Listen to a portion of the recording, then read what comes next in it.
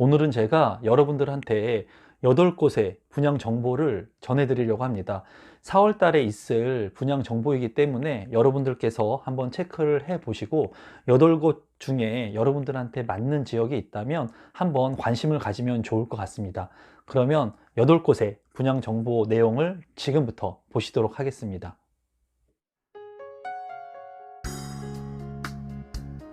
임성배 TV 보는가 텐데큰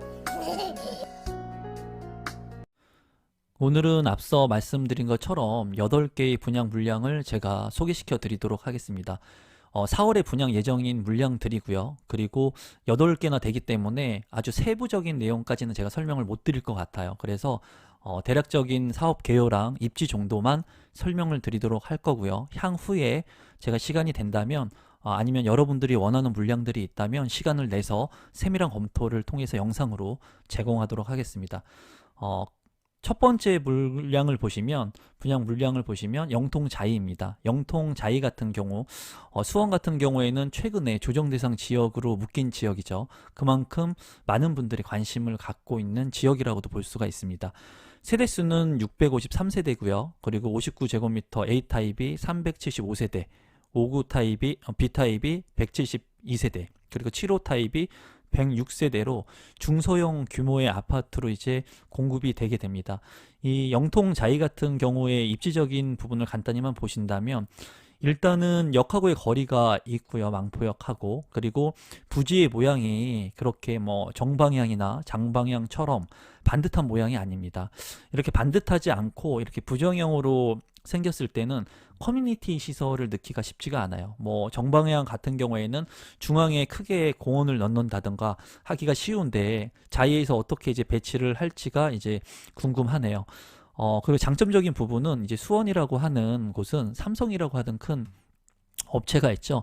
그래서 삼성에 대한 그런 직주 근접에 대한 부분은 조금 장점인 부분이라고 설명을 제가 드릴 수 있을 것 같습니다. 두 번째 제가 소개시켜 드릴 물량은 이제 DMC 리버파크 자이입니다. 덕은지구에 위치하고 있는 물량인데요. A4블럭이랑 7블럭 두 개의 블럭이 있는 아파트가 분양을 시작하게 됩니다. 아마 많은 분들이 기다리셨을 것 같아요. 저도 이 물량을 좀 관심 있게 보고 있는데요. 물론 제가 청약할 건 아니지만 분양가도 얼마에 나올지 궁금하고 해당 지역의 경쟁률도 좀 궁금해서 관심을 좀 갖고 있습니다. 이제 4블록 같은 경우에는 총 세대수가 702세대입니다. 그래서 84제곱미터 물량들하고 그리고 84제곱 물량들하고 그리고 99제곱미터 132세대로 총 702세대가 분양을 하게 되어 있고요. 그리고 7블럭 같은 경우에는 조금 작습니다. 세대가 318세대. 그래서 84제곱미터 물량들하고 전체가 84제곱미터 물량들로 이제 318세대가 이루어지게 되어 있습니다. 여기 같은 경우에 입지를 간단히 보시면 일단은 추첨제가 84 같은 경우에는 25%, 그리고 99제곱미터 같은 경우에는 70%의 추첨제가 이제 적용이 될 예정입니다. 그렇기 때문에 만약에 가점이 낮으신 분들이라면 70%의 추첨제가 있는 물량을 도전하시면 좋을 것 같아요. 그리고 입지적인 측면을 본다면 바로 인근에 이제 디지털 미디어 시티 상암 DMC가 있는 직장이 많이 수요지가 있는 곳이 입지를 하고 있고요. 건너편에 이제 가양대교를 건너게 된다면 이 가양역에서 한 3정거장 정도 가면은 이제 마곡지구와 연계를 하고 있습니다. 그래서 동쪽과 서남 쪽에 이제 일자리 즉 직주 근접이 그래도 괜찮다라고 볼 수가 있겠고요.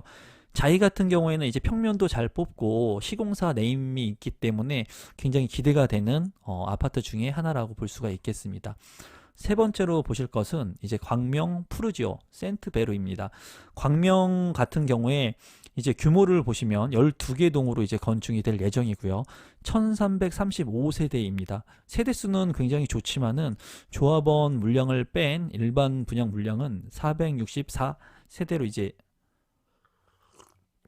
이루어지게 됩니다. 제가 기침이 날 것 같으면 좀 음료를 마시면서 차를 마시면서 진행을 하도록 하겠습니다. 주택형 같은 경우에는 36제곱미터, 49제곱미터, 59제곱미터, 중소형 그냥 소형 아파트들만 이제 남았다고 보시면 될 것 같아요. 하지만은 입지적으로 본다면 입지가 굉장히 좋습니다. 광명 뉴타운 같은 경우에는 아마 지금 현재 한 11개 구역이 진행 중일 거고요. 지금 이 광명 푸르지오 센트베르 같은 경우에는 역하고의 거리는 다소 좀 멀지만은 가산 디지털 단지역이라고 하는 또 직장 수요가 근접한 곳에 입지를 하고 있고요. 이 주변에 보시면 항동이라든가 부천이라든가 시흥, 은계 같은 지역들이 최근에는 큰 폭으로 아파트 가격들이 이제 상승을 많이 했습니다. 그렇기 때문에 입지적으로 굉장히 좋은 곳이라고 보여지고요. 편의시설 같은 것들도 많이 확충이 된 곳이라고 보시면 될 것 같습니다. 지도를 보면서 이제 말씀을 좀 드리면 이 밑에 보이는 것이 광명 시흥 테크노밸리입니다. 2024년에 이제 예정인데 거리상으로는 멀어요. 하지만은 여러분들께서 광명에 이제 시흥 테크노밸리가 생긴다라고 좀 생각을 해 주시면 좋을 것 같습니다. 네 번째 물량은 화서역 푸르지오 브리시엘입니다. 이 화서역 같은 경우에 보면은 최근에 아파트 가격이 큰 폭으로 이제 상승을 했다고 볼 수가 있는데요. 규모를 보시면 아파트 665세대 그리고 오피스텔이 460실의 이제 주상복합 아파트라고 볼 수가 있겠습니다. 입지적인 측면을 본다면 화서 역세권에 이제 위치를 하고 있습니다. 최근에 이제 분양을 했던 화서역 파크 푸르지오보다 더 가깝죠. 역하고 입지가 더 좋습니다. 그리고 여기가 이제 신분당선이 예정되어 있기 때문에 이제 화서역이 더블 역세권으로 될 곳이라고 보시면 될 것 같고, 이제 한 정거장을 더 가게 되면 수원역이 있습니다. 이 수원역 같은 경우에는 이제 인천 KTX하고 연결이 되고 수인선이 예정되어 있습니다. 또한 GTX 신호선이 이제 삼성으로 연결되기 때문에 이 수원역의 가치가 굉장히 이제 점점 나날이 높아지고 있다고 볼 수가 있는데요. 이 화서역 푸르지오 브리시엘 같은 경우에는 입지적인 측면에서 굉장히 좋은 아파트라고 보여져요.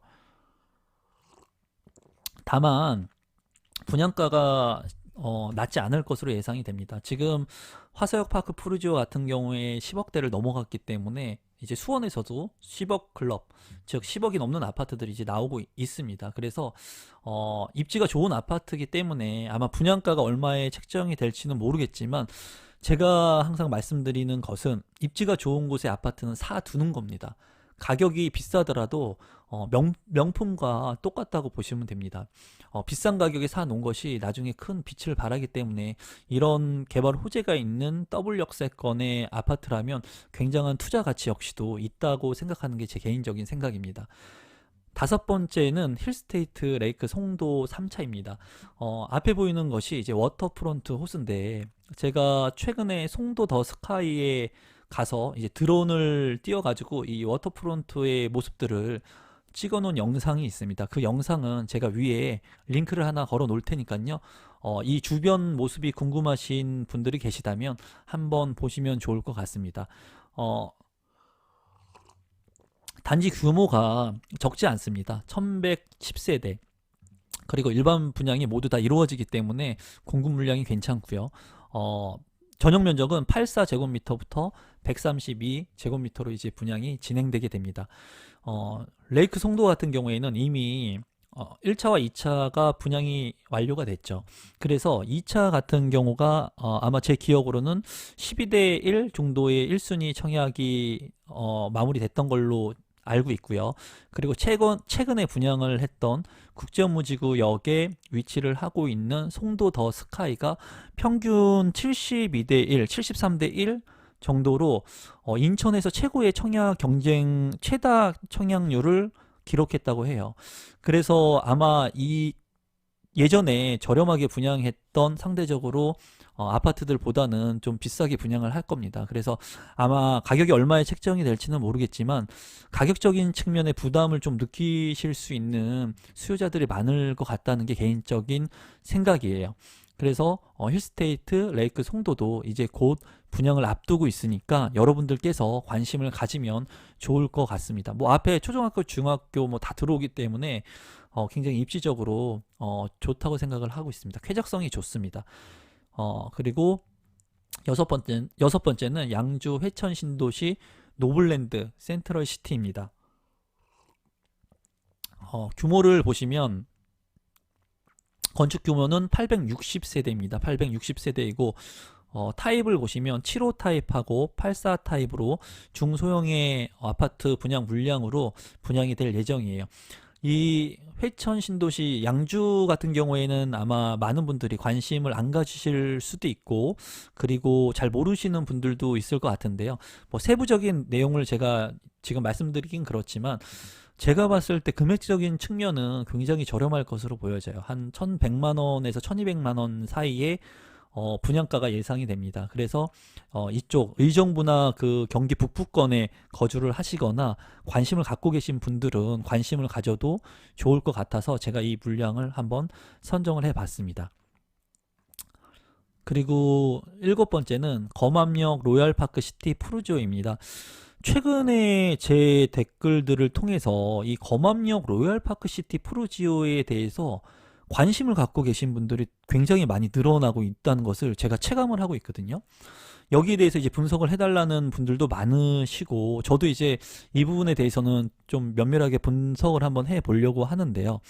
일단은 이 검암역 로얄파크 시티 푸르지오 같은 경우에는 제가 최근에 영상을 소개한 영상이 있습니다. 그래서 별도로 영상을 뭐 자세히 소개하진 않을 건데, 궁금하신 분들은 제가 위에 링크를 하나 걸어 놓을 테니까는 검암역 로얄파크 시티 푸르지오가 설명되어 있는 영상을 참고하시면 좋을 것 같고, 추가적으로 제가 여러분들한테 하나 더 말씀을 드린다면, 왜냐면 너무나 많은 관심을 갖고 있기 때문에 제가 조금 이 검암역 로얄파크 푸르지오 시티에 대해서 말씀을 드린다면, 중요한 것은 뭡니까, 여러분? 중요한 것. 아파트를 살 때, 부동산을 살 때.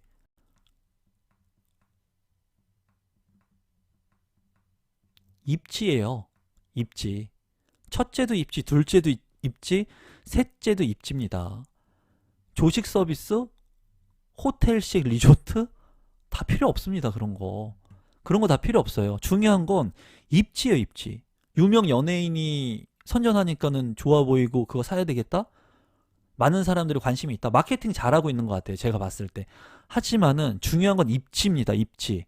부동산은 입지예요. 다만 입지가 좀 나쁘다 하더라도 내가 가점이 안 되거나 청약 당첨 확률이 낮다면 그래도 입지가 좀 낮은 아파트에 청약 신청을 하는 게 맞겠죠.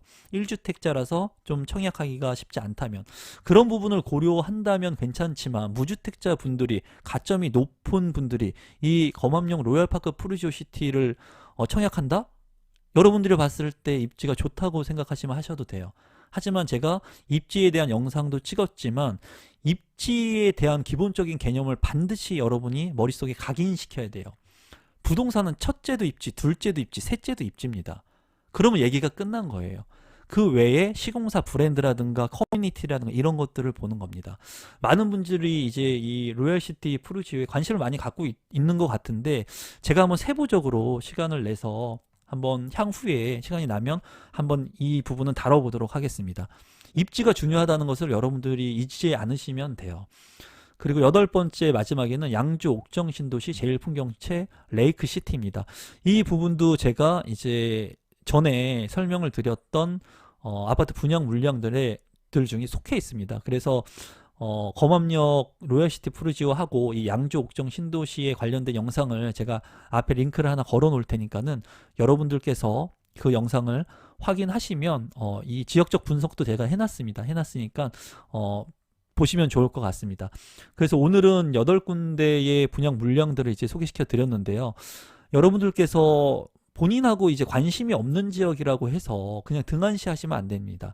이런 물량들을 보시고 체크를 하시고, 그리고 분양가가 얼마에 나왔는지, 향후에 분양 가격이 얼마나 상승하는지, 그리고 프리미엄이 얼마나 책정이 되는지를 여러분들께서 그런 것들을 이제 체크를 하셔야 됩니다. 그리고 마지막에 이제 여기까지 영상을 보신 분들이 있으실 것 같아서 그분들한테 제가 도움을 드리고자 좀 첨언을 드리자면, A라고 하는 아파트가 있다는 겁니다. A라고 하는 아파트. 이 아파트의 가격이 3억이에요. 3억. 3억인데 B라고 하는 아파트가 1년 뒤에 분양을 한다는 겁니다. 이 아파트의 가격은 4억입니다. 4억.